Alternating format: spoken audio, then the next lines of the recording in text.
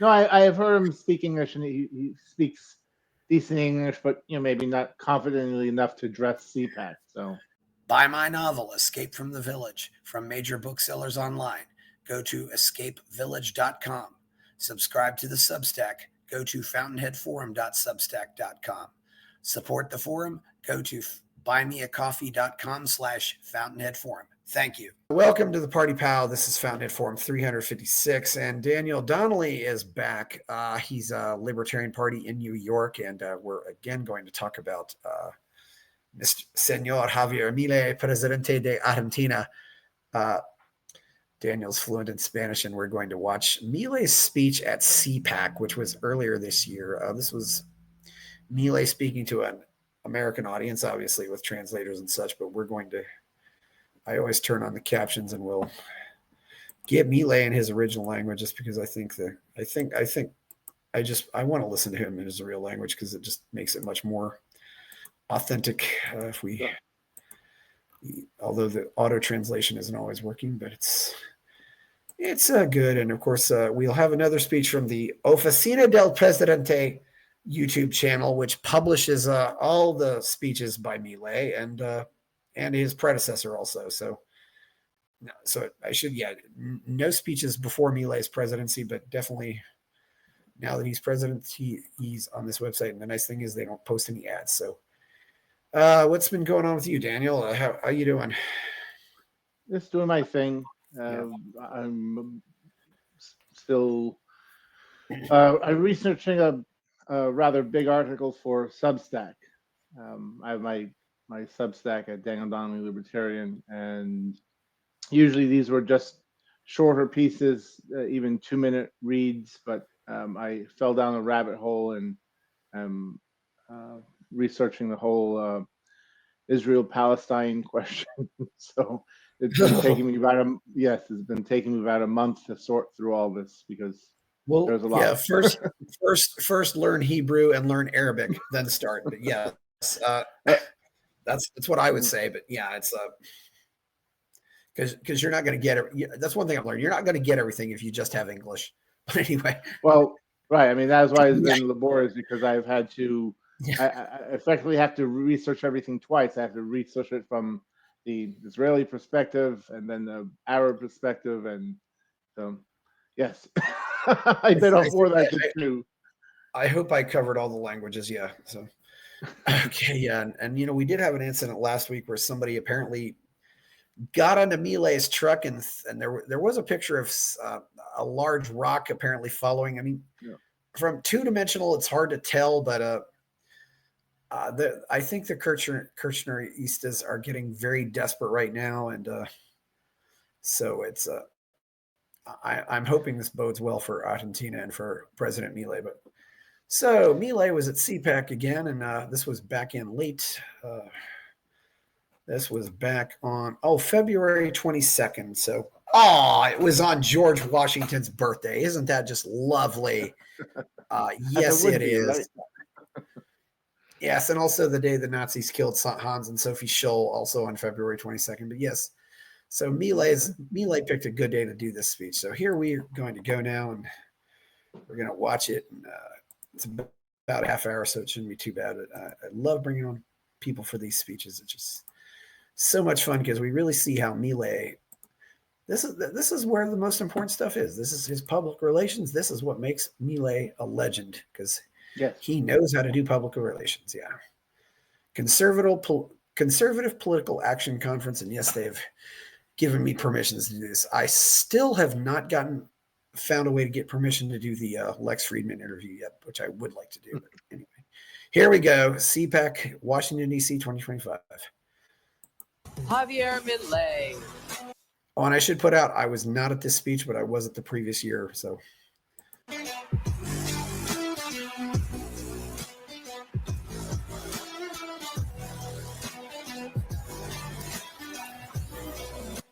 Walking out, no glasses as always. You're a rock star. You're a rock star. Yeah, this is rock star. This is rock star liberalism. It's not classical liberalism. It's rock star liberalism. Yes. The former lead singer of a Rolling Stone cover band is engaged. It's showing us how to be rock star liberals, and that's what we are.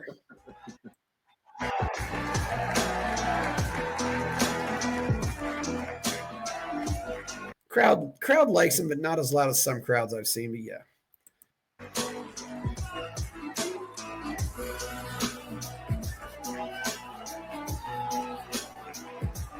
I don't know if I've seen him blow a kiss to the audience like that. But he actually blew a kiss. I don't know if I've ever seen any man do that. Well, mind you, his girlfriend is in the crowd, so yeah, true. Well, Dinah Shore. I know I'm showing my age, but Dinah Shore would blow a kiss to the audience all the time. She was, yeah. I'm showing my age with that reference, but yes, she was a classy lady. But yeah, okay. Glasses go on.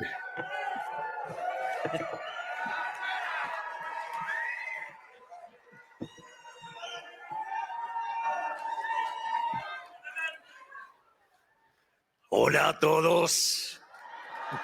I love you always have hola todos. Yeah. Es una gran alegría para mí estar nuevamente en los Estados Unidos. Y es un honor. What'd you say there? Just there's something sort of political about that greeting, which you may not get as a English speaker. Is just that, of course, language. Spanish is gendered, so you say todos for yes. an audience of males, todas for an audience of females, or todos if they're mixed. But yes. what is happening in a lot of like wokest countries, for instance, like in Chile, the wokest politicians you'll know because they'll say "Hola todas y todos," which is such a superfluous thing for a native Spanish speaker, because todos covers everyone, but they just want to make it a point to let them know, oh wow, there may be some women in the audience, which should be obvious to anyone anyways. So yeah, and it goes to todos. I mean, if you put one man in a group with 100 women, it goes to todos. That just implies a mixed group. It's always been that way. Yeah, I didn't know they were actually saying that, but it's like hello everyone. Yes. I could say hello everyone and hello everybody. Right. Well, it's like what it sounds as a good analogy, because it just is totally superfluous. But yes, I mean, I remember hearing wokest politicians like in Chile and such, they will say that, and it's just kind of jarring to the Spanish speakers' ear, because todos covers everyone. Well, what I love about that intro, it reminds me about how Johnny Cash would always say, "Hello, I'm Johnny Cash." Yes. and then the audience would just go, yeah, exactly. A good analogy. Like, who would not know they've come, paid, who knows how much money to come to a Johnny Cash concert. So yeah, it was just a very calm, but just just. A good analogy. I've often sometimes compared Milei to Johnny Cash, but I think now he's he's a cross of Elvis and John Bon Jovi. But yes. Anyway, let's go. Por poder hablar ante todos ustedes hoy. Muchas gracias a los presentes y especialmente gracias a CPAC, que siempre ha tenido una consideración especial conmigo. Gracias, Matt. Gracias, Mercy. Hace apenas un mes dije en el foro de Davos que creo que estamos atravesando un punto de inflexión en nuestra historia. La historia transcurre en fases o etapas, momentos en donde el espíritu y la idea se materializa en una persona o en un grupo de personas, a veces cercana, a veces con kilómetros de distancia entre ellos, pero con un hilo conductor invisible que, si se pudiera observar... Did you notice something there? Notice what? He said kilometers and it got translated into miles. Oh, I'm just listening to the Spanish directly, so I'm sorry, I was not reading the subtitles. Well, he said kilometros, but then there was captions with miles. He said miles. All right, I'll try to pay attention to both now. It's kilometers, not miles. It's right, kilometros, kilometers. And I'm probably the only person I know who says kilometer, but all right. I'll pay attention to text now as well then. Está cambiando su curso. Estamos viendo en tiempo real el destino del mundo bifurcarse hacia un nuevo camino, distinto del lugar al que nos estaban llevando las élites y el establishment político de nuestros países. De la misma manera. Well, they're happy there. I like what he said, history with a capital H. Yes. Yes. I guess they do that in Spanish too. Yes. And he's got the glasses on too. Yeah, he walks out without the glasses, but he puts them on. So he's in Spanish, by the way, la historia is it kind of can mean story or history. Yes. So I think maybe that is just why he wanted to make sure everyone understood he was talking about history as a timeline. So that's true. Yes, it can be historia or yeah, and of course in English sometimes they also have her story. Not to be sexist, but yes. Yes. Yeah, historia. Yeah, there are so many words in English actually, that are like that. I mean, like victory is Victoria. Yes. Just go to Spanish. You just take off the Y and put on an IA. Anyway, here we go. De la misma manera que en la década del 30 se podía vislumbrar que la llama de la libertad se estaba apagando y que comenzaba un nuevo cambio de servidumbre para la humanidad, hoy finalmente podemos decir que la era del Estado omnipresente ha terminado. The era of the omnipresent state is over. Yes, it is. It has ended. Yes. A bold declaration here. It reminds me of what Bill Clinton said, the era of big government is over. Oh, yeah. This man wasn't Bill Clinton. Look how that turned out, eh? That did not age well. Clinton said anything, and he didn't mean anything he ever said. But God knows, I never thought I'd say that I miss Bill Clinton, but I do. Hoy somos testigos de un momento en el que la larga marcha del Estado sobre el individuo está llegando a su fin. Me refiero, por supuesto, al colapso del modelo colectivista y el amanecer de una nueva era de libertad. Nos hemos preparado para este momento y creo que genuinamente que estamos dando una batalla crucial para el futuro de la humanidad. Crucial battle for the future of humanity. Pero como siempre digo, solo se puede obrar de forma eficaz si el diagnóstico desde el que uno parte es el correcto. Hay que entender dónde estamos parados y a qué nos enfrentamos para poder saber cómo llegar a donde queremos. He's leaving breaks for the crowd to applaud. A lo largo de todo el mundo, las sociedades occidentales se enfrentan. Make sure the interpreters can keep up with him. Yeah, that's a good point. I suppose I never thought of it. Yeah, I don't.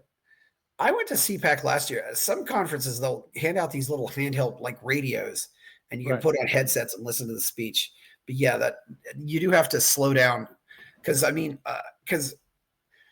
CPAC you might have, safe bet 99 out of 100 people here speak English because the thought of learning a second language would probably, make them explode. But anyway. Well, hey, Martha Bueno was at the conference last year. I know she's proudly bilingual, but yes, every American has the idea. Well, they should learn my language. But anyway, let's keep going. Enfrentan a un mismo problema y a un mismo enemigo, una clase política que extrae cada vez más recursos de los ciudadanos a través de impuestos, con el fin de implementar un modelo de expansión estatal ilimitada.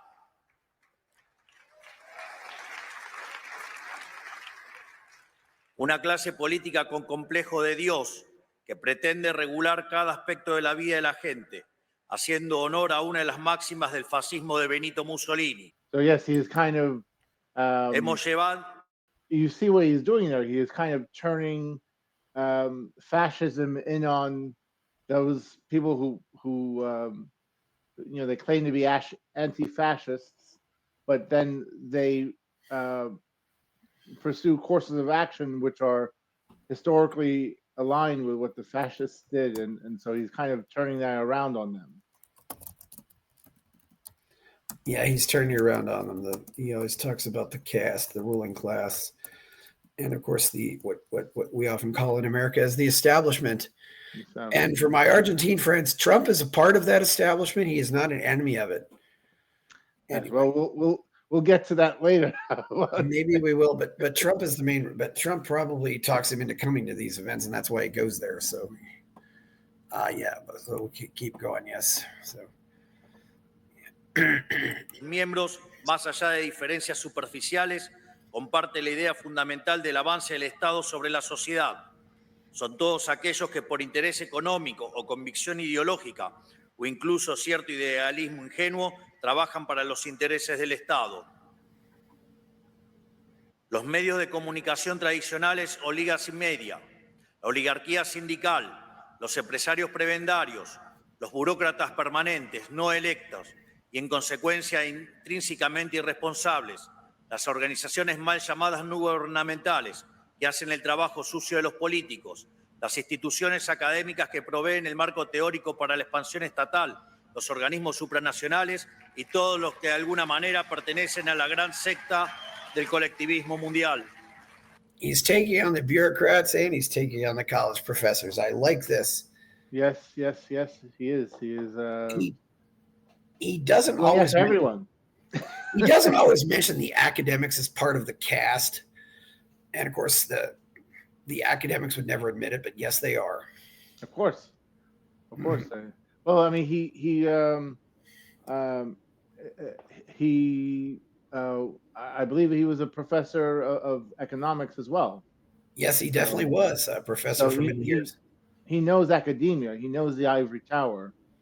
So, and it's probably worse in South America than it is in the U.S. At least on the more economic areas. I don't know if they've quite embraced the other crazy stuff that we have here, but yes, let's keep going. Crowd responds. Y por supuesto, esto incluye a los partidos políticos tradicionales, que sin importar su color, coinciden en la tesis fundamental que más Estado siempre es mejor. En Argentina, por ejemplo, teníamos un sistema político compuesto por unas 50 sombras de socialismo. En Estados Unidos existía la ilusión de bipartidismo de un partido demócrata que marcaba la agenda y un partido republicano incapaz de enfrentarlo hasta la llegada del presidente Donald Trump.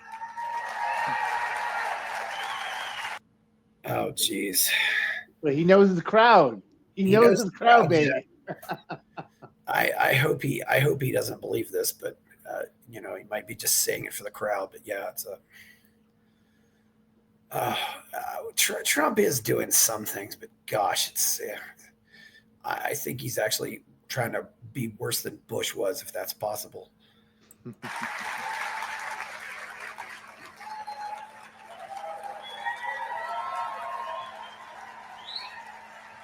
And if nothing else, too, Trump likes Milei.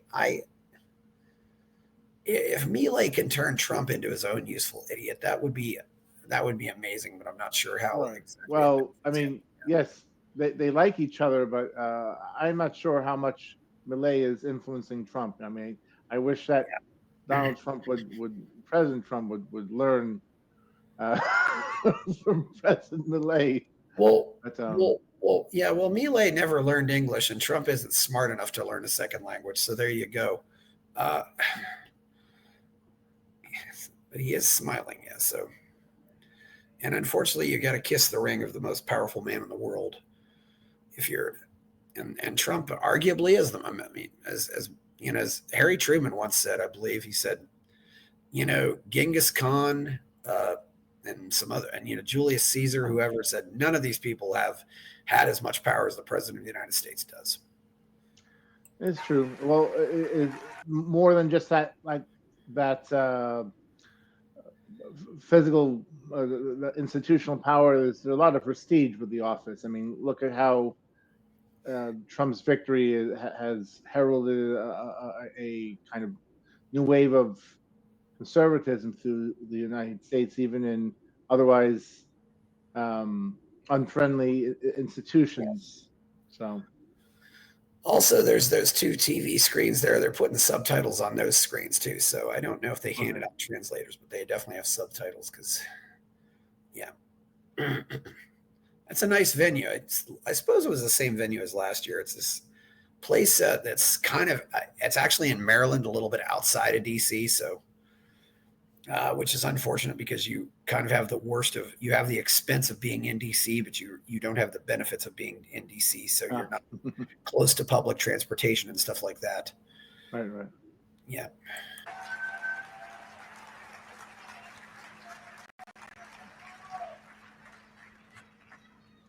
¡Viva! Curiosamente, el mío lo van a tener que esperar hasta el final. Curiosamente, el presidente Trump es un outsider, igual que yo, porque la tarea que tenemos por delante, el desafío que tenemos por delante, no es para políticos tradicionales que han vivido toda su vida del sistema. Es para gente que no le debe nada a nadie, que no está comprometida por los vicios del sistema y que sabe que es más importante el cambio que el poder por el poder mismo. Trump was never in politics, but he's definitely an insider. But yeah, power for power's sake, yes. I'm not sure that he is, though. I mean, he definitely shook up the establishment in 2016. I mean, they did not see him coming. I think Milei's statement there, and as he's about to say that Trump is a self-made man, so he owed nothing to anyone. He certainly wasn't owned by anybody at the time. Yes, that's right. Partially true. I mean, and obviously, of course, we know that he declared that he would clean the swamp, drain the swamp, and the swamp drained him. But he did come to politics kind of through the outside route. So, considering how much difficulty Milei is having against the Argentine swamp, I can only imagine how much more difficult it would be to take on the American swamp. And I honestly wonder if anybody could do it, which is why I've kind of become a collapsitarian as far as America is concerned. Okay.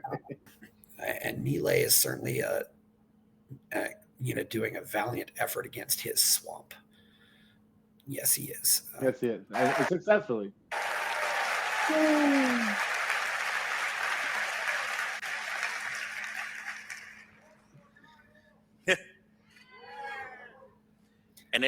He is always, a little laugh there. I don't know what that guy said, but man, he's always laughing, always smiling. Yes. Yeah, he's a good-natured person. Yeah. You'll watch him during the debates, and when some of those people like, Massa and Bergman were talking, he would be laughing. It was just, really.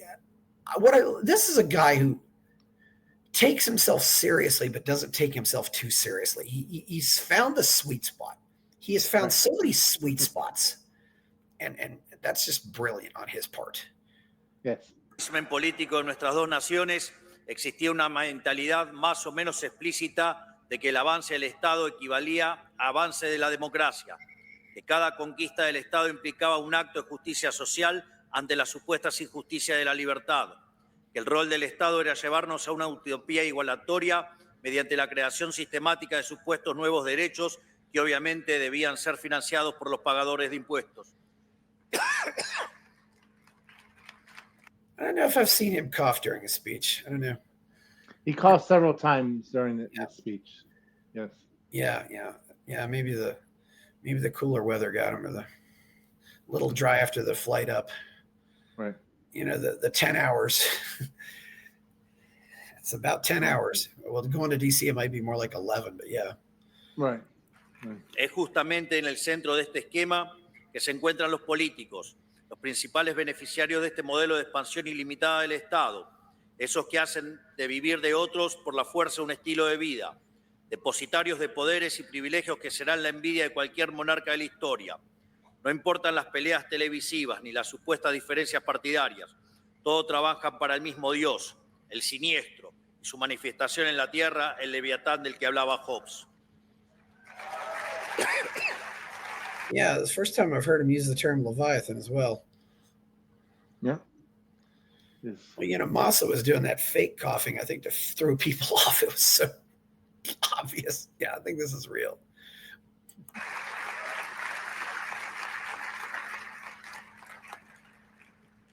Por eso, salvando algunas particularidades propias de cada nación, todos los que estamos aquí. Jobs spoke of? Is he talking about Steve Jobs, or is he referring to Job? Or I'm not sure.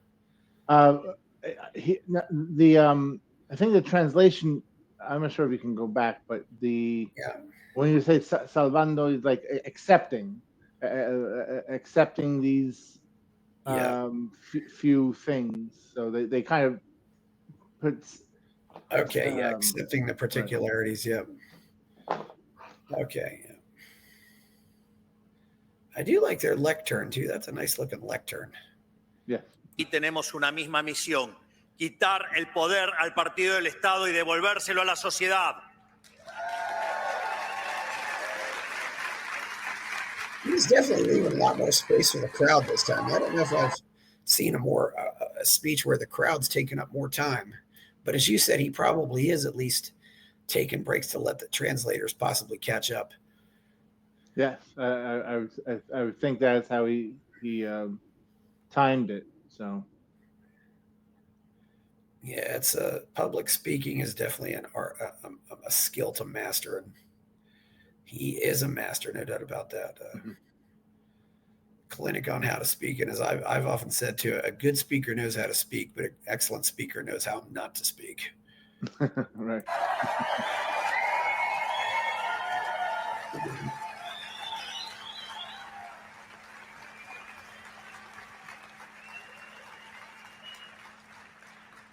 Es decir, como decía Albert Nock, que describió. Albert J. Nock, first time he's quoted Albert J. Nock. You know, he wrote the book Our Enemy the State. Oh, okay.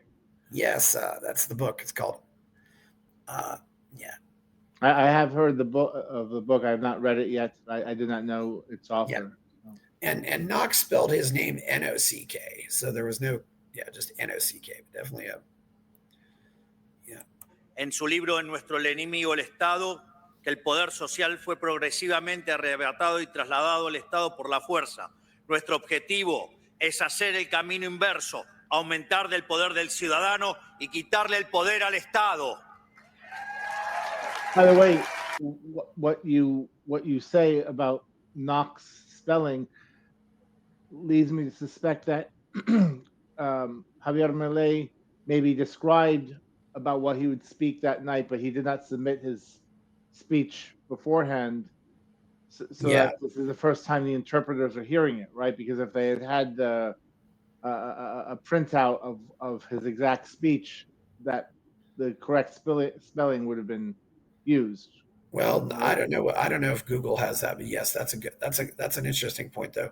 You know, when Nock writes also about what he calls social power, he means people acting privately. For example, you know, social power, you know, is people going out to volunteer, and people, and you know, he pointed out, you know, that the Johnstown flood recovery was totally done by what was called social power. It was private donations and just people working. There was no government involved in the recovery of the Johnstown flood. Right. Which is one good example, but what some people would call human action, right? Human action, yes. But Nock was a little bit before that book, but yes, human action. Yes, we're about 1/3 through.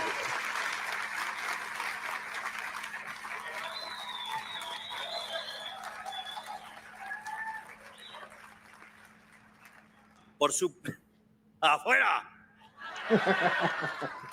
It says afuera. Crowd work. That's Milei's crowd work right there. Afuera, which of course means out or. Yeah, get out. It's afuera, yeah. What's the word for in? Adentro. Adentro, yeah. Adentro. Adentro, yes, I should have known. Yeah, he's really plays the crowd like a musical instrument. And they, I'm glad to see this positive response though.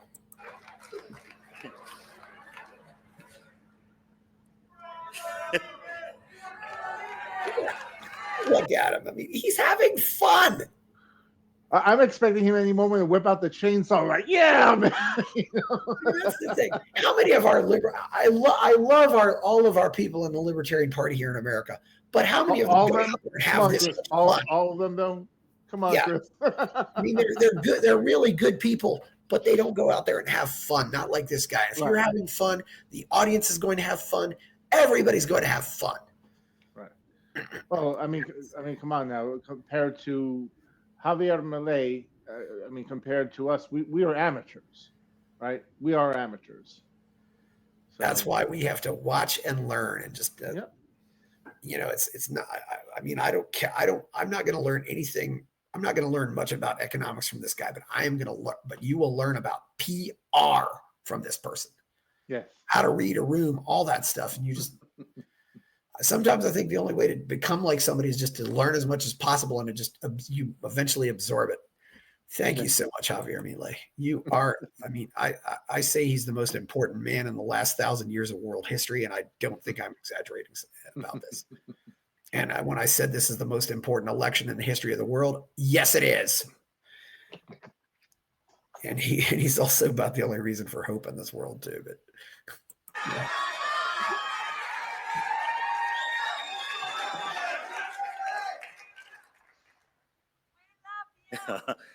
Me too. He spoke English. Me too. Yeah. So yes, I think she said, "We love you" or something like that. Yeah, and he said, "Me too." Yes. You figure he has to know a little bit of English, but yes. No, I have heard him speak English, and he speaks decent English, but maybe not confidently enough to address CPAC. So. Oh yeah, well but the thing is, if he gets fluent in English, he'd be making so much more money on speaking engagements, and maybe that's something he can do, after the presidency, which I think, really he could become more important after his presidency than during his presidency, because he's going to have a long life, and he could really, we need Javier Milei everywhere.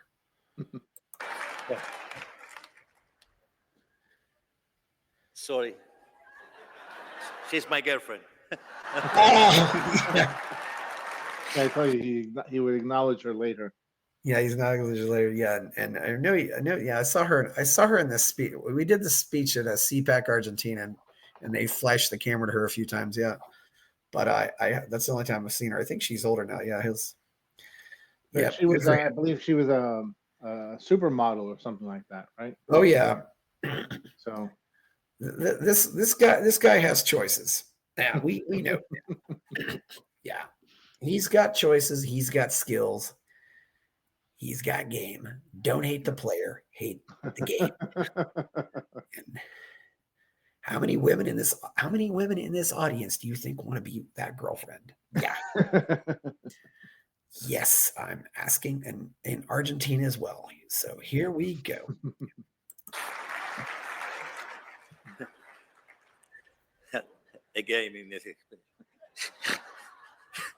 Por supuesto, no puede hacerse gestionando mejor el Estado tal cual existe o simplemente administrando correctamente los recursos de que dispone, sino que el único camino racional es achicar el Estado hasta su mínima expresión posible.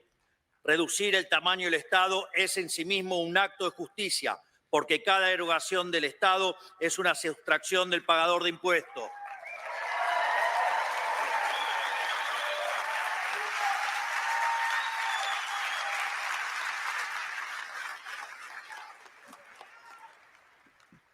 Desde nuestro punto de vista, el único Estado aceptable es el Estado más chico posible para devolverle al ciudadano lo que es suyo.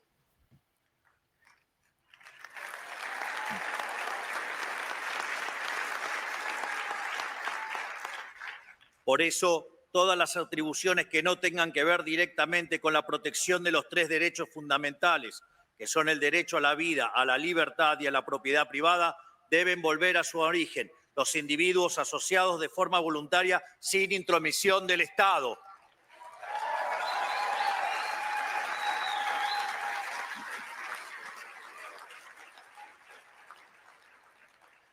Esto debe ser así porque, a diferencia de la economía, el poder es un juego de suma cero.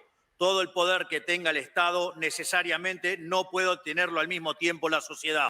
Yep, like I said, economics is not a zero-sum game, but power is. Yes. Love that insight. I should correct it. Yes, I have actually learned things from this guy, but I've also learned a lot from others.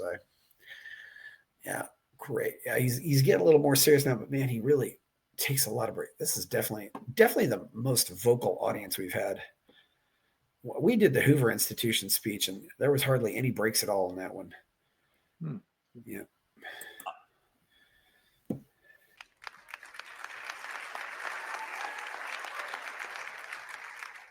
Por eso no creemos en soluciones parciales o compromisos de centro. Sabemos que hacer las cosas a medias es una invitación al regreso del Estado, que como un cáncer metastásico solo sabe expandirse y debe ser obligado activamente a retroceder. No sirve intentar alcanzar un justo medio. Todo lo que exceda su función esencial debe ser definitivamente quitado de su órbita o más temprano que tarde volverá a usurpar lo que no le pertenece.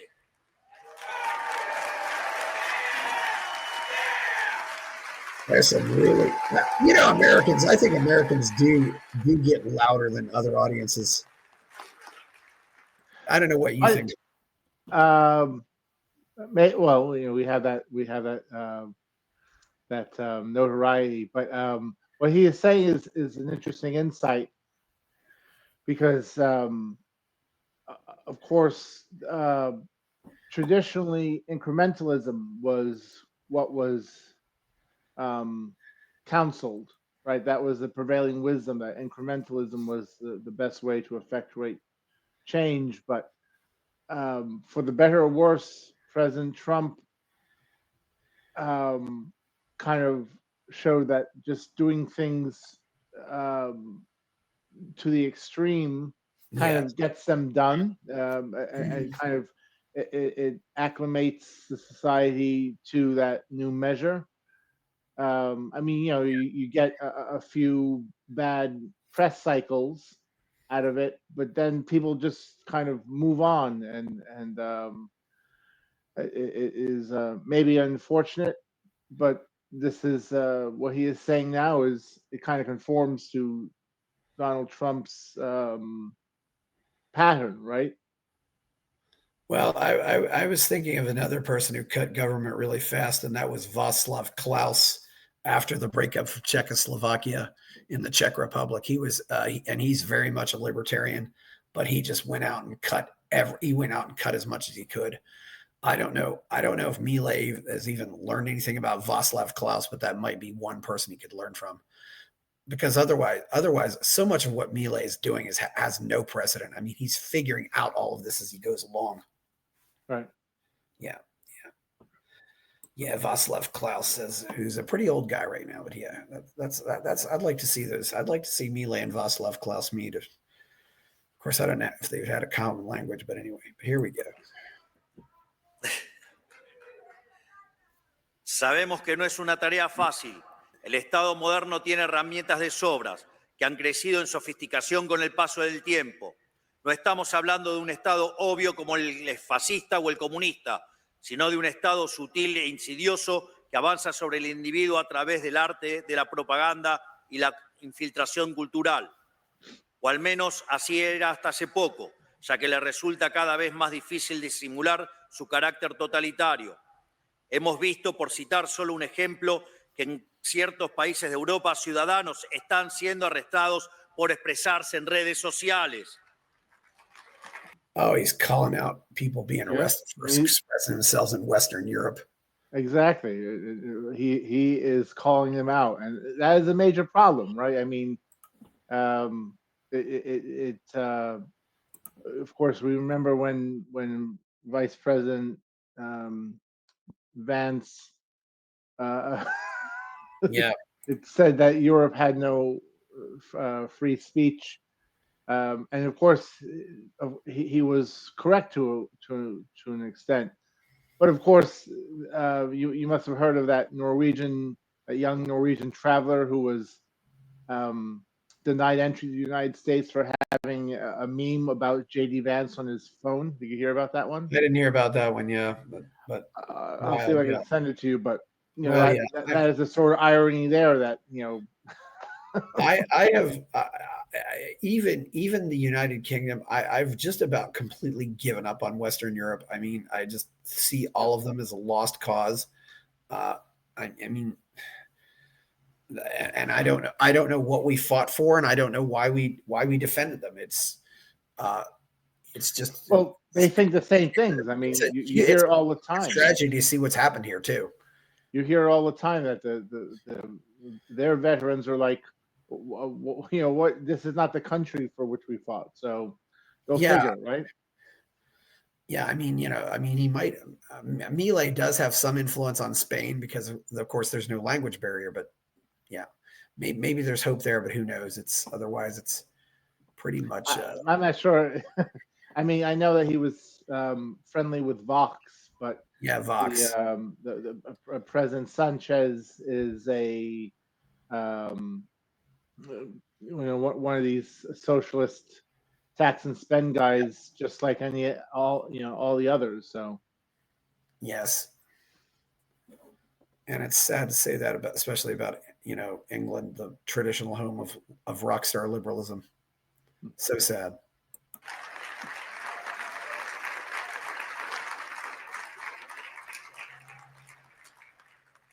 Pero en términos más generales, hablo de la financiación de la academia, incentivando la elaboración de estudios que justifiquen la implementación de políticas públicas intervencionistas y de la compra encubierta de medios de comunicación mediante la pauta pública. Hablo de las múltiples ONGs que viven de nuestros impuestos, de los subsidios a la cultura para producir propaganda. Y aquí en Estados Unidos, por supuesto, el escándalo de USAID, que destinaba millones de dólares de los pagadores de impuestos a financiar desde revistas y canales de televisión a fraudes electorales como en Brasil o gobiernos con aspiraciones discriminatorias como el de Sudáfrica. He's talking about USA and he's talking about Brazil. Yes. Yeah. Yes, USA. The first time when I was listening to this speech, and I was not sure to what he was referring, but yes, I see he meant USAID. Yeah, yes. USA, and there's people they can't even talk about the election in Brazil. I mean, what they did to Bolsonaro, which seems like it's kind of fishy. Of course, I don't know that much because I don't know Portuguese, and but it's the whole funding our own destruction is really wild, and there's been a lot of that happening in all these countries. Funding academics, funding all these corrupt think tanks, and the United States, right? I mean, yeah, exactly. Well, that was true. One of the first, to his credit, one of the first things Milei did is he cut off all the foreign students. Foreign students were coming in and going to college for free. He said, "No, you're not doing that anymore." Of course. Yes, it's like, don't hate the immigrants, hate the freebies. Okay, yeah.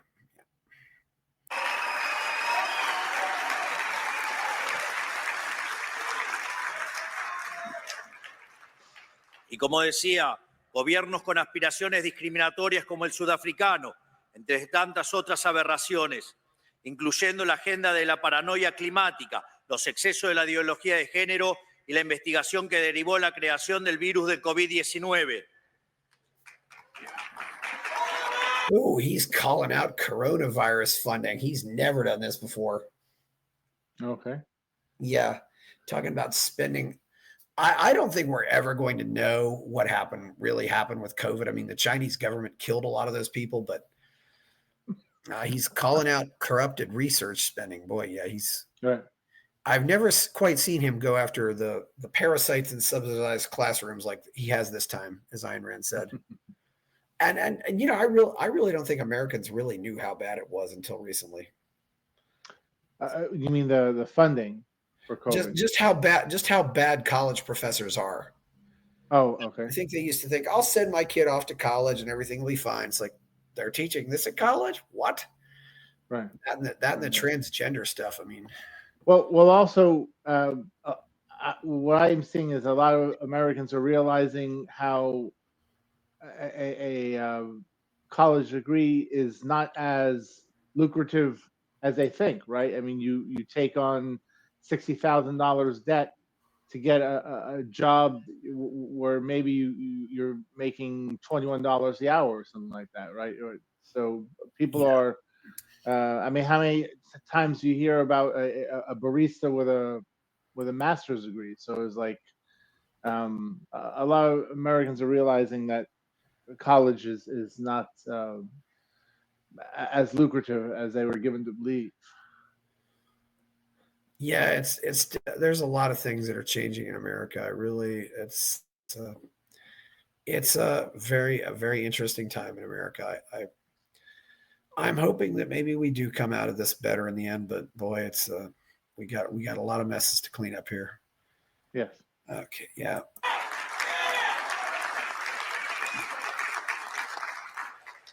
Sin embargo, lo único que realmente logra este mecanismo de bajada de línea globalista es transferir riqueza de la clase baja de un país rico a la clase alta de un país pobre. En pocas palabras, hablo de una red global de influencia y formación de opinión pagada con los impuestos de los ciudadanos, un aparato de propaganda sin precedentes en la historia humana, quizás el escándalo político más grande que hayamos visto. Y luego esos mismos hipócritas acusan a Elon Musk de interferir en las elecciones de otros países. Claramente, su descaro es tan grande como sus aspiraciones totalitarias. Hold on. Yeah. He's speaking about Elon Musk, right? But go. Can you if you can go back? But I believe he just speaking about Elon Musk. But the CPAC did not. Well, I don't think he was talking. Yeah, I don't think he was talking about Musk, but but there was the whole thing where the election interference. He's never talked about that before. Yeah.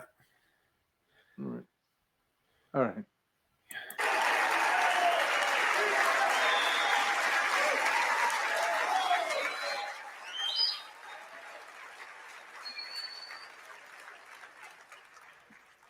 Y si ese nivel de colectivismo en sangre hubiera tenido soluciones, sus apologistas tendrían al menos algo a lo cual aferrarse.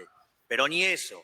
Esa fue históricamente la excusa de los estatistas del pasado, que la prosperidad llegaría mediante la administración racional de recursos por parte del Estado, recursos que el sector privado era incapaz de aprovechar. Pregunta, ¿y acaso quién maneja el sector público? ¿No son humanos? No.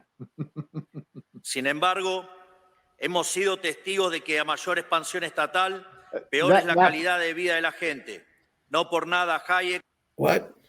That kind of did not land well with the crowd, but he was raising a important point. It's just that the state, the government was making all these financial decisions, and people were sort of trusting the state to make all these, the government to make all these decisions, without realizing that the government is just composed of fallible humans like the rest of us.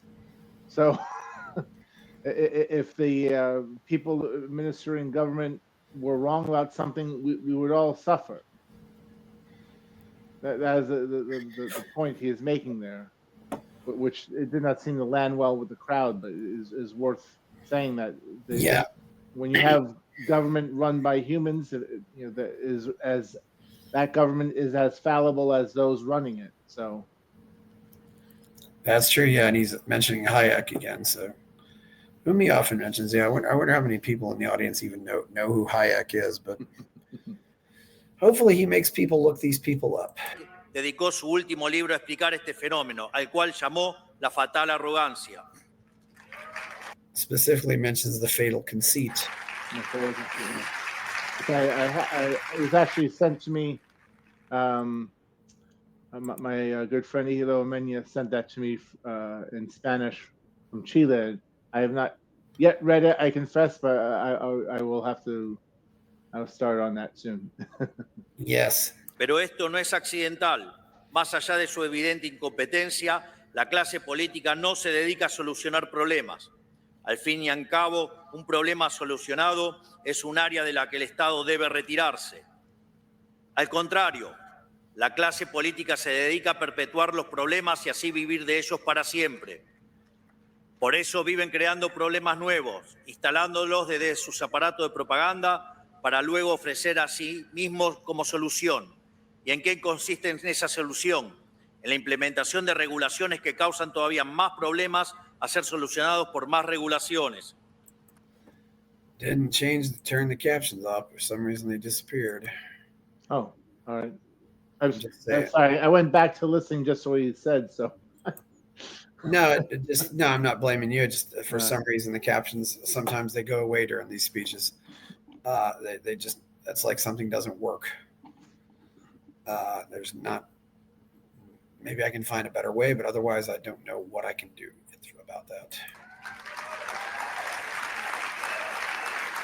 And the audience claps again.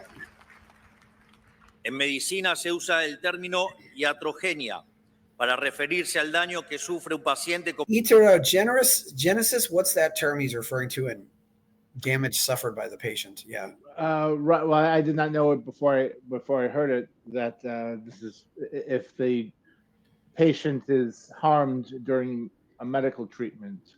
So. Como consecuencia de la atención médica. Podría decirse entonces que el régimen estatista consiste en la heterogenia como política de Estado. O sea, es el médico que se enriquece a base del deterioro progresivo e intencional de sus pacientes.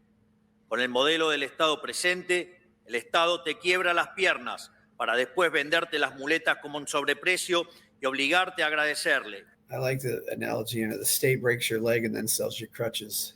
Yeah. Yes, it gouges you, price gouges you for the crutches, and then asks you to thank it. Yes. And guilt trips you if you don't. Yes. Yes. I have 14 minutes to go. Yeah, this is I think he'll probably get a little more animated as time goes on. Y te persigue si no lo haces.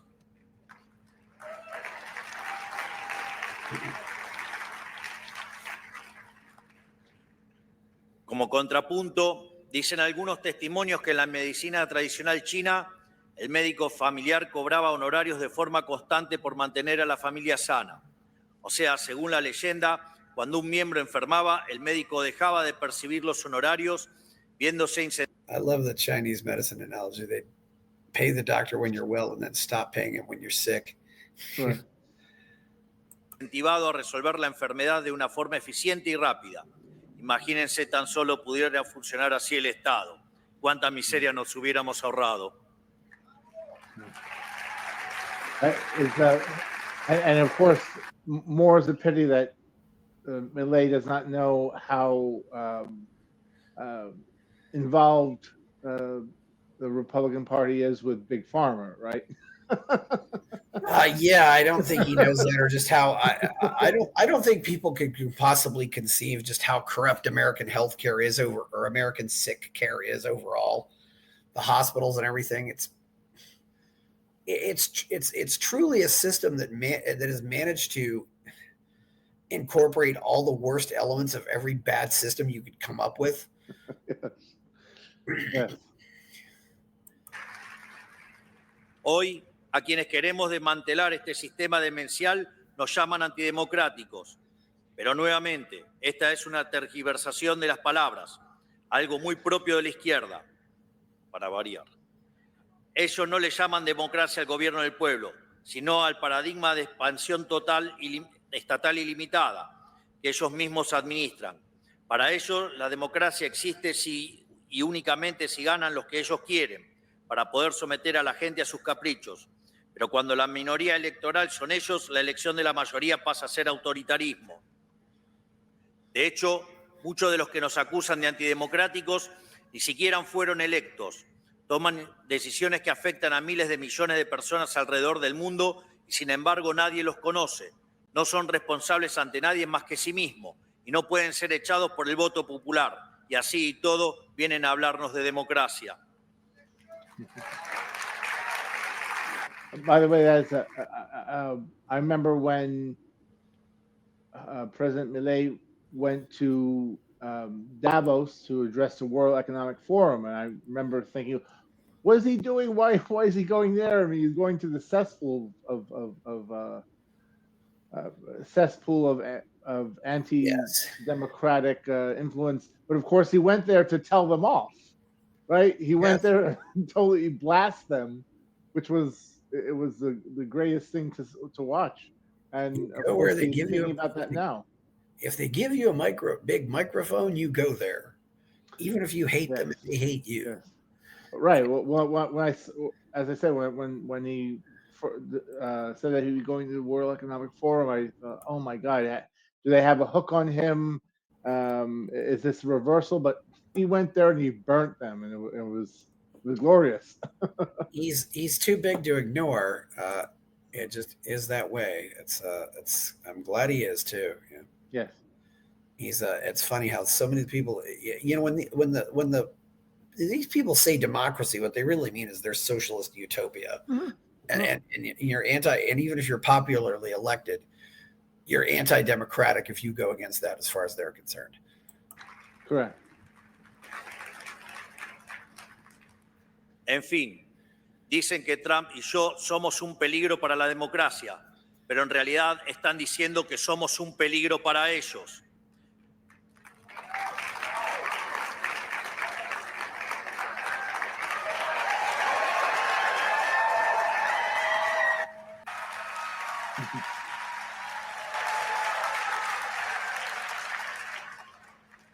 Somos un peligro para el Partido del Estado, para quienes viven de su expansión ilimitada, para quienes quieren un individuo dependiente y sometido a sus caprichos regulatorios.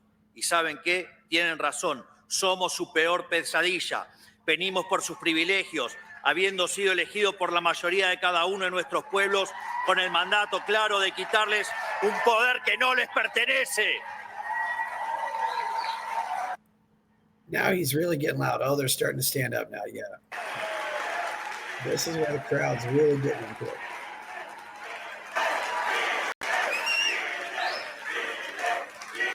Are they saying defense? I'm not sure.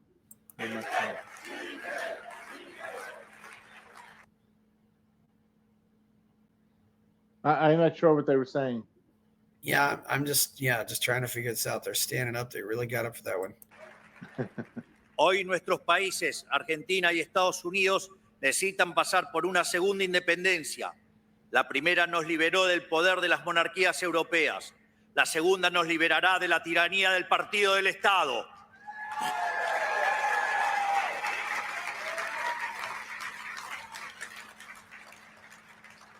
Por eso hemos puesto tanto esfuerzo en identificarlo, porque no se puede luchar contra lo que no se conoce, y tener un enemigo bien definido es un aspecto fundamental de nuestra batalla cultural. Ahora ya lo conocemos, le hemos ganado en las elecciones y estamos en proceso de desarmar su leviatán, que es una herramienta de opresión perpetua.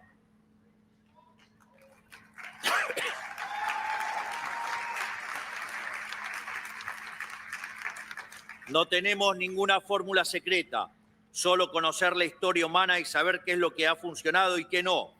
Por eso, con humildad, quiero reflexionar un poco sobre cómo venimos llevando adelante esta batalla. Nosotros trabajamos con firmeza y de frente, sin dar lugar a compromisos. Defendemos un conjunto de valores que no estamos dispuestos a negociar, así como ellos no han estado dispuestos a negociar a la hora de quitarnos nuestra libertad. Lo que ellos impusieron sin nuestro consentimiento está siendo eliminado sin el consentimiento de ellos. He's talking about eliminating without compromise. Yeah, this is he's really getting down to it now. So yeah, I still couldn't quite figure out what they were saying back there, but we'll just have to go, I guess. Man, do you think he anticipated that there would be this much applause? I wonder if he wrote a longer speech or had a longer speech. Because it's been, I would say, at least 30% of the, but I could be wrong. But yeah, we really have a lot of applause here. Right. Well, mind you that in the United States, when the president gives a State of the Union address, they now break for so many applauses, so it draws it out a lot more. So even here with the dignified Congress, they just clap like seals, and it just prolongs the ordeal so much more. It's funny, but Michael Malice wrote in doing some of his research that in like when Stalin was in charge of things, nobody wanted to be the first person to stop clapping, and so everybody kept clapping, and they were afraid to stop. Right. That's so wild. But you sometimes, as Malice pointed out, they didn't just have free, they had no freedom of speech, and they also didn't have the freedom of silence, because you'll see that person who's not clapping in the audience, and why are you not clapping? Why did you stop clapping? Yeah, sure. Or in North Korea, when at the state funerals, if you're not crying hard enough, you come under suspicion. Yes. Oh my gosh! Yeah. Wow. Yeah, that's scary. Por eso hemos pasado la motosierra por los sectores y atribuciones del Estado que consideramos superfluos, redundantes, innecesarios o directamente perniciosos para la sociedad. Crowd liked them talking about the chainsaw. They really did. Well, it's a great prop, right? Yeah, it was one of the greatest props ever. Gets people's attention, it makes noise. Y más aún, este año emprenderemos la fase 2 de este proceso, que hemos bautizado como la motosierra profunda, para continuar achicando el Estado, devolviéndole a la gente la riqueza que jamás debió habérsele sido arrebatada.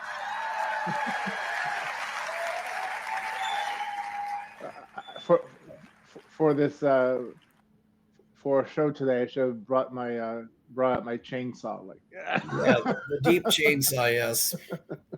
I don't know. It's probably not easy to travel with those things, but who knows? No, it's not. They've kind of got those little Nerf chainsaws. They're not real chainsaws, but they look like a chainsaw. or a statue or something. Yes. Lo interesante es que este proceso de justicia tiene un correlato político, porque por su naturaleza el partido del Estado se financió históricamente de gasto público mal asignado y de negocios turbios con el Estado. Por eso, achicar el Estado es cortarle la manguera a los clientes del Estado enquistado en él, que ejercían un feroz resistencia al cambio, valiéndose del dinero de los pagadores de impuestos para mantenernos subyugados.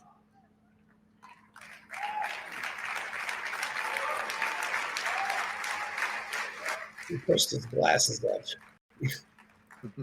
Nuestro método es similar al de nuestro querido amigo Elon Musk: revisar oficina por oficina, conservar lo que sirve y funciona y descartar el resto.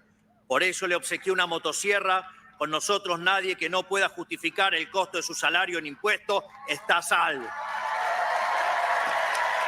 But the problem is nothing ever got cut by Musk, but oh well. Well, not to say that nothing got cut by him. I mean, I've written about this on my Substack that I suspect that that Elon Musk was sent on a fool's errand. Yeah, right? He was trying to cut without knowing that behind his back, Donald Trump and his cronies were just expanding the government that much more. So yes, and of course the audience still thinks Trump cut things, and of course the people on the left still think Trump cut things. It's just like Reagan again.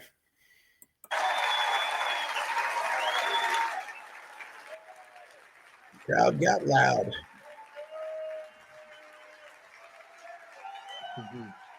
He is winding up, though. We're winding down. He is winding down. Yeah, they're winding down. We got 7 minutes left, and I suppose there's going to be probably more applause during this last 7 minutes than him speaking. Muchos de ellos tendrán que volver al sector privado y ganarse la vida ofreciendo sus bienes y servicios en el mercado, tal como los pagadores de impuestos de los que han vivido tantos años. Mi más sentido pésame a los políticos que creyeron que este momento nunca llegaría y no están preparados, porque se van a llevar un baldazo de agua fría. They're getting a cold shower. Yes, good. That's good visual.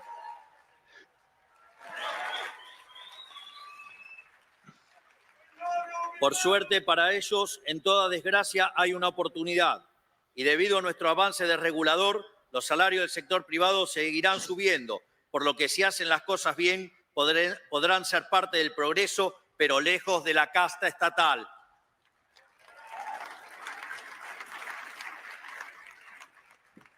Como ya he dicho, esto no es una tarea sencilla. Aquí en Estados Unidos, burócratas rebeldes han intentado sabotear el trabajo del Departamento de Eficiencia Gubernamental y están recurriendo a mecanismos burocráticos y legales para intentar bloquear cualquier reforma, lo cual también sucede en nuestro país y es algo con lo que debemos luchar día a día. Pero nada de eso nos ha tomado por sorpresa. Somos conscientes de que van a hacer lo posible por detener este cambio, sin importar el daño resultante. Si tienen que destruir el mundo para conservar sus privilegios, lo van a hacer. Y nosotros vamos a seguir luchando. He didn't mention, of course, that Congress also blocked Doge, not just the bureaucrats. Right. Well, he went into that other tone of voice that he sometimes has, where he gets a little angrier, or right. Or The louder, like he always finishes off with, yes. the grunge voice. The grunge voice. Maybe that's what it is. Yes. Yeah. Milei and grunge. Nah. Well, I mean, you know, like that Yeah. sort of a Yeah. rock and roll distortion. Yeah. It's rock and roll distortions. Yeah. It's a. I wonder what Milei thought of Motley Crue. That's something I've been thinking about. I can imagine if he's in that age bracket that I am. But anyway, he likes Mick Jagger. We knew that.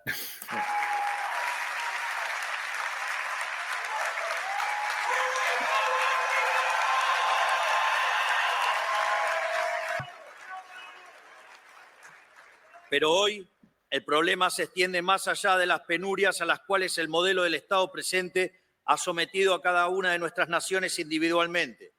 Porque la decadencia de nuestros gobiernos durante la historia reciente a lo largo y a lo ancho de Occidente no solo empobreció material y espiritualmente a nuestros propios ciudadanos, también nos debilitó política, económica, cultural y socialmente ante el enemigo externo.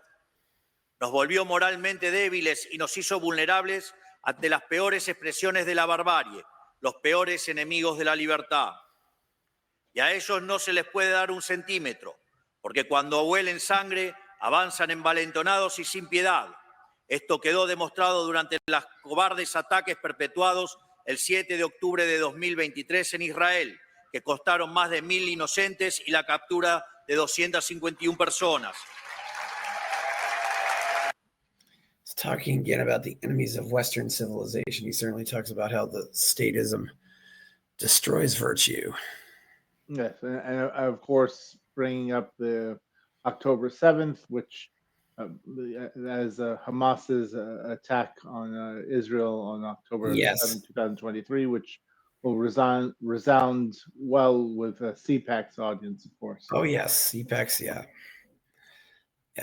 CPAC's audience, yes. He's definitely catered the speech to the audience.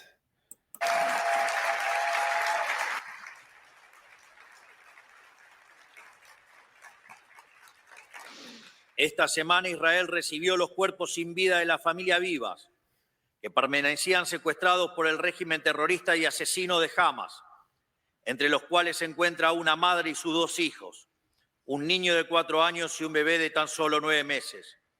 Es tan inescrupuloso y sanguinario este régimen que, en el último gesto canallesco, no tuvieron mejor idea que exhibir burdamente sus ataúdes ante el vitoreo de una multitud sin el más mínimo respeto.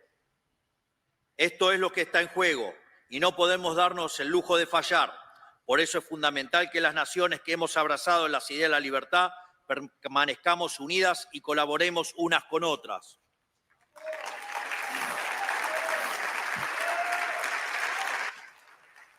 I wonder when America is going to embrace the ideas of freedom. That'll be a good one.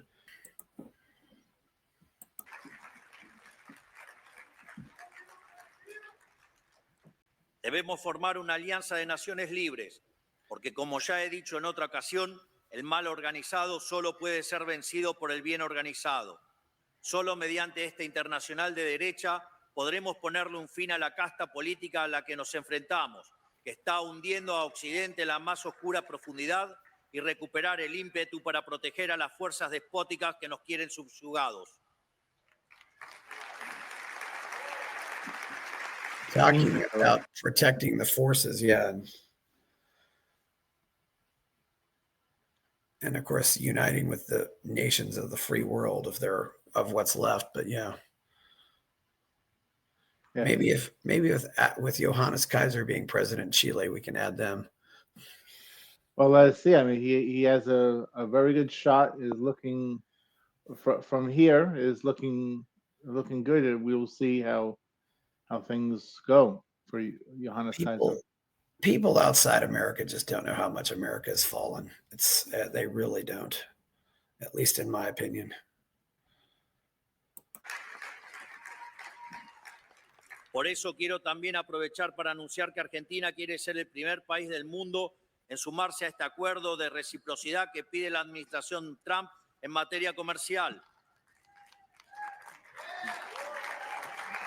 Talking about a free trade agreement with the USA, I guess.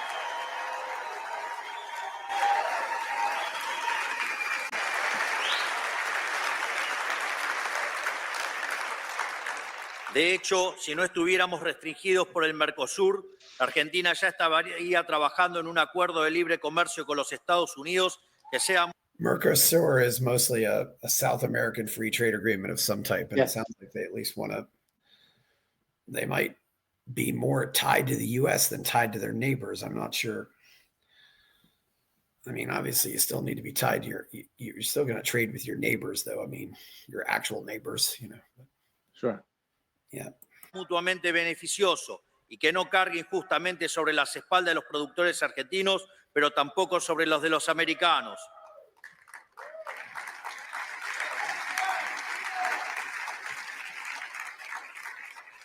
Esto es así porque solo trabajando juntos aquellos que queremos construir un mundo libre podremos salir adelante.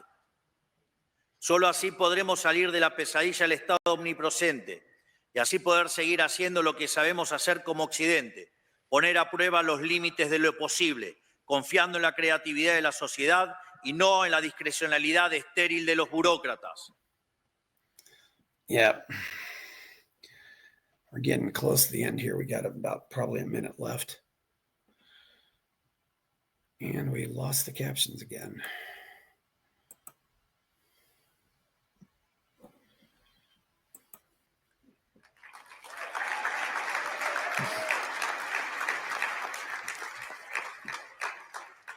Solo así podremos retornar nuestro camino de grandeza como civilización, haciendo honor a nuestros antepasados que dieron la vida por ver un mundo libre y una humanidad próspera.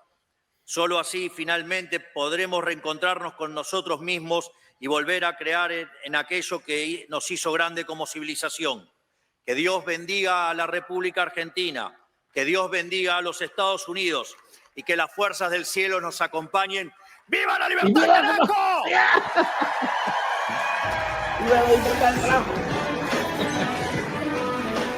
And they're standing up, and they're standing. I stood up pretty quickly. Now look at that. Yeah, and they're going to play the music. Argentina is a big country geographically, by population, a lot of demands on his time, yet he made the trip to CPAC to encourage like-minded people, which is very nice of him. He knew how to work the crowd. He knew a lot about our politics, and obviously we could not even imagine Trump going to another country and doing the same, right? I mean, can you imagine Trump going to another country and trying to do this? And I could just see him being like, you guys have a river. You must like water or something. But Javier Milei is well attuned to things going on here in the United States to a degree. So. Yeah, well, he probably meets with Trump, and I think Trump is what pulls, because Trump is at these conferences too. This was not announced until late too, like it was the previous year. And I think by the time I heard, I said, I did go last year, but I wasn't there this year, and I just didn't feel like traveling back to Washington again. I feel like I've exposed myself enough to DC. But you always want to take a long shower after going to. Like, oh yeah, well, and the other thing too is I said the one thing about this conference too is it's outside, so you don't really have the benefits of having easy access to things. It's like a place where you're going to DC, but you still want to get a car and stuff like that. I'd rather go to something that was in the heart of DC, which would be more expensive on the Airbnbs, but at least there I'd be able to walk around like the Students for Liberty conference where I just walk around. But yeah, it's definitely, but he had that kind of crowd. It's definitely really, but he's always, it's always great to watch him speak. I enjoy him so much. It's definitely, and that's the important thing. They got more inspired by it also. Do you know whether Hungary's Viktor Orban, President Orban, appeared at this event? I doubt that he did. Although I don't know, I'd have to go back and look and see. I know he has appeared. I think he appeared at last year's CPAC. I don't think he was at last year's CPAC, but Bukele was there. And now you can't really find out who's. They have. I think they had CPAC in Hungary, and that's very likely what. What he, all right. So it's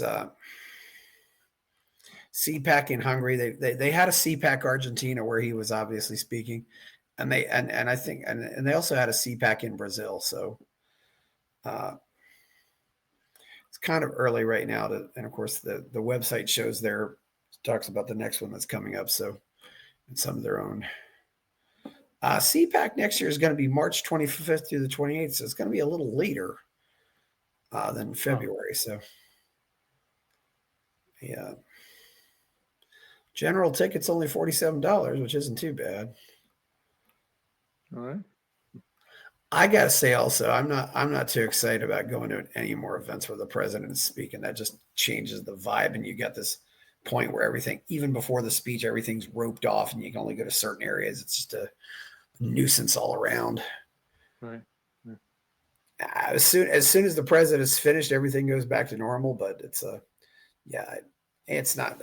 I don't think I'm going to go to one conference just for one speaker. But who knows? It's I always find his speeches to be worth watching because you learn how to be like the man. Daniel, you want to go further? What is going on right now with because you've got your friends in Chile that I've had on. What is going on with Kaiser in Chile right now? From what I understand, he is doing well. He is right now he has two main challengers, Jara and Kast.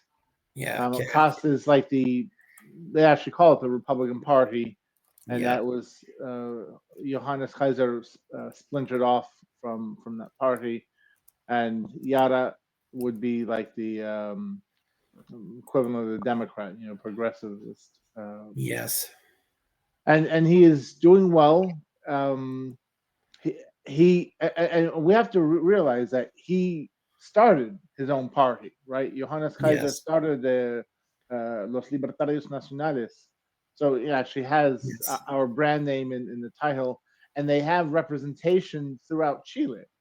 So, I mean, he goes to these far-flung areas of Chile where the almost Arctic climate and people do little light mining and sheep. They raise sheep and other livestock, and he has great receptions there and such. So, I mean, he really is, becoming a national figure. So, Yeah. I think he will. He will. I suspect that he will win it, but if he does not, he will be set up for as a national personality and set up well for another one. Of course, he is a relatively young man. I don't know how old he is, but maybe I should know that. But Yeah, Johannes was born in 76, so he's a little right. bit So younger. Yes, I'm 2 years. noticing. Yeah, there's a the candidates are Eduardo Artes, who's with the what's the bona fide Communist Party. There's Marco Enriquez Ominami, another independent electors. And then there's Jeanette Hada, I guess. Right. She's got the communist credentials there too. Right. Johannes Kaiser, Jose Antonio Cast, who has also been president in the past, I believe. Oh, okay. I think he was president. Maybe not, but he's certainly maybe he was running against Borch last time. And then there's Evelyn Matthey or something like that. I've not heard of her. But Mattthei. And right. Another independent electors, Harold Main Nichols, and then Franco Parisi. So that's another party for the people, populism. Yes, so it's looks like it's they definitely the socialists definitely come out for all this, don't they? It's and I guess yes. Borch is not running at all. He is not running, so he is lame duck now. Correct. So, which does he have term limits, or is that the reason, or what? I'm not sure because he was not elected that long ago.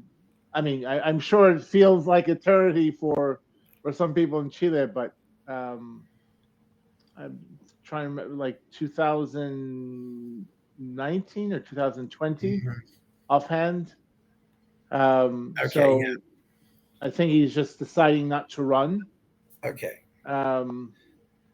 So Borch beat Cast in the last election. Yes, so that was right. the thing. Yeah. It was in the second round. They went to a runoff, but yes. And two of the other candidates were also in Parisi. I think maybe three of the candidates were also going in previously. Yes, so it's. We will see what happens with Chile. I hope we can get a good vote here, and Milei will have a sincere friend on their border. It's yes, and of course, there's not a one-to-one comparison in that Johannes Kaiser is a bit more, let's say, statist conservative, so to speak. He's very good on guns, from what I hear. And that's and we need much more of a self-defense culture in South America. Yeah. Yes. There is actually I don't know if you could get him or if you'd be interested, but there is Dr. John Corbin, who is an American living in Chile, who I'm trying to remember his story. He was a victim of a carjacking in Chile, and he tried to defend himself with a pistol, and surprise, surprise, he wound up going to prison just for defending himself from an obvious case of aggression from a stranger, and now he is well aligned with Chile's Libertarian Party. And have you heard of this guy, by the way? Not really. Yeah, the Kaiser family is also very prominent in Chilean politics. Yes. Axel was born in 1981, and Axel and Johannes was born in 1976. Oh, Axel was also born on the 4th of July. How about that? Oh, yeah. Oh, wow. Okay. I'll have to mention that to him. Say, hey, and their sister Vanessa no, Valerie, something with a V. Yeah. She has also been in politics. I believe she was a city council member for Santiago, the capital. I think his sister Vanessa was a Vanessa. council person for Las Condes, which is Okay. a lovely little area. I've had a wonderful Airbnb host in Las Condes. I mean, I am really, and she was born in '77, so yeah, it's all these people are younger than I am. Wow.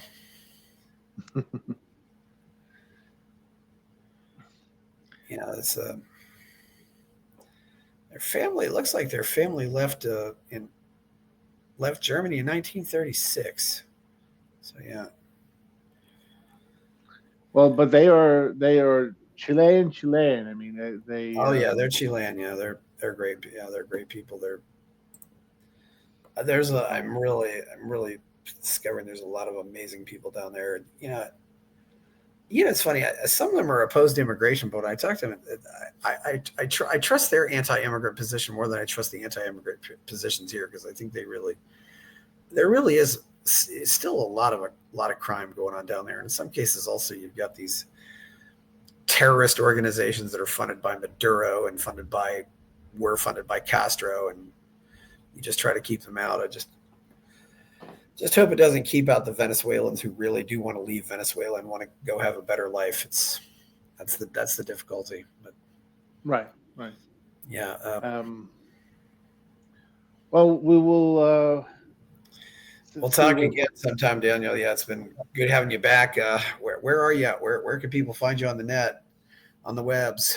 Daniel Donnelly Libertarian on Substack. Yes. Yeah. So, yeah, and will you be at LP National next year? What are you doing with LP New York right now? I am. I've been supporting local affiliates here in upstate New York. Larry Sharpe right now is exploring a gubernatorial run, so I have been coordinating his appearances and such. And then I just I write stuff on Substack, and so that's what I'm doing for that. I hope to be in Grand Rapids, Michigan, for the convention in May 2026. Larry Sharpe's run would be next year, I guess. Yeah, it'll be 2026. Yeah, let's hope so.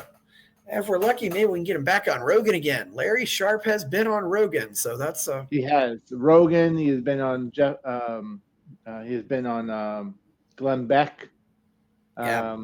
He has a lot on Fox News. So Larry's a good speaker. He comes off as a nice guy, and he's our best.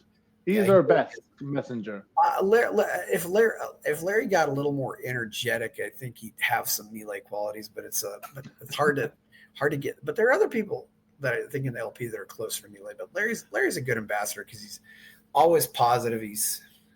He is our best. I mean, I've seen him in action. By the way, I have to say I kind of got involved in the Libertarian Party based on his example. And I have seen him, I've traveled with him, and I've seen him flip lifelong Democrats in the span of 2 paragraphs. I mean, he combines Ron Paul's intellectual pitch, but with an emotional connection as well. In a way, I mean, I wish I had 1/10 of his charisma, because he really is an impactful messenger for. Good for Larry Sharpe. Maybe I should try to have Larry on here sometime. It's there's so many good, but Larry has his own show too, and he puts out his show quite a bit too. And of course, Larry also has the misfortune of living in the congressional district of Alexandria Occasional Cortisol, so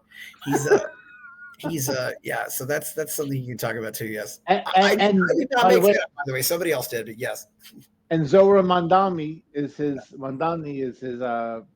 city council member, so he is in the belly of the beast, and he knows it. Oh, Larry, what part of New York is he in? He lives in Astoria, Queens. Okay. So he is in the belly of the beast. Yeah, well, I just, New York City is so large. I mean, you really, you can go 2 hours from one part in New York to another, and so it's. I figured he probably lived in a semi-decent neighborhood, certainly. Oh no, it is. Astoria is a very nice neighborhood. There's in Queens, only minutes outside of Manhattan, so it is a nice place. But yes, I mean, politically speaking, even Nancy Pelosi jested that someone could get elected in that district. Just a glass of water could get elected. You put a label of a D on it, it would get elected. I'd be curious too, and I don't know if he's thought about it. I might like to, obviously it's a little further down the road, but Larry could try running for the presidency. I think people have asked him to, so yeah. he's been that often. Sure, yeah. But it would have to be New York. I mean, it would have to be New York. Yeah, the situation with ballot access in New York is not good. I mean, it's the worst in the nation. The number. New York is what number? New York is number 4 now, right? Population wise. Yes, there's a fourth. We have serious ballot access issues in the 4 and 5 states right now. I mean, I'm talking New York and Illinois, New York City and Chicago. Yeah,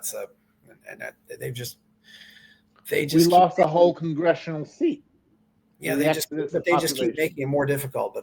But for so long, New York was the most populous state. Now it's down to 4th because Florida's ahead of it now too. But yeah. Yes, I think it was the second most populous state after California. But, at one point, like you go back 100 years ago, it was number 1. Yeah, of course. I mean, California and Texas has risen up, and certainly Florida's risen way up. Right. But mind you that, and Larry Sharpe points this out, that Florida has more population than New York, but no income tax and a smaller budget, a public sector budget.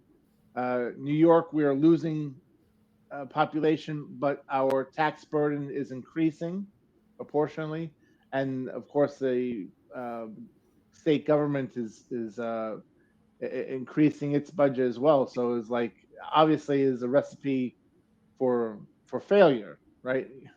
For all the talk of sustainability, economically that is totally unsustainable. Yeah, I don't know if Milei will come back to New York City again, but that'd be cool if he does. Because we went to New York City to rang the stock market bell. But the other thing too is, Daniel, I'm talking about this a lot. He's mentioned Israel Kirzner, and Israel Kirzner is, I think, 95 now. He's still alive. I mean, I want Milei to get a chance to meet Kirzner while he hit. Kirzner is a great guy, great economist. I hope Milei gets a chance to meet Kirzner while he still has an opportunity, because I don't know if that opportunity will last very long. But I think he's, one of the last PhDs who got his PhD under Ludwig von Mises. So, oh, wow, okay. Yeah, there aren't. I think, he might be the only one left. So that's always great to talk about. Yeah, and so much, and other people got their PhDs under him. He was a fixture at NYU for many years. It's quite a few good Austrians at NYU. So, okay, well, please like this video. Please like this show. Subscribe to the channel. Go buy my novel, Escape from the Village. Check out my Substack. Go to Buy Me a Coffee to give me money. Thank you, Daniel Donnelly. This was a fun show. Buy my novel, Escape from the Village, from major booksellers online. Go to escapevillage.com. Subscribe to the Substack. Go to fountainheadforum.substack.com. Support the forum. Go to buymeacoffee.com/fountainheadforum. Thank you.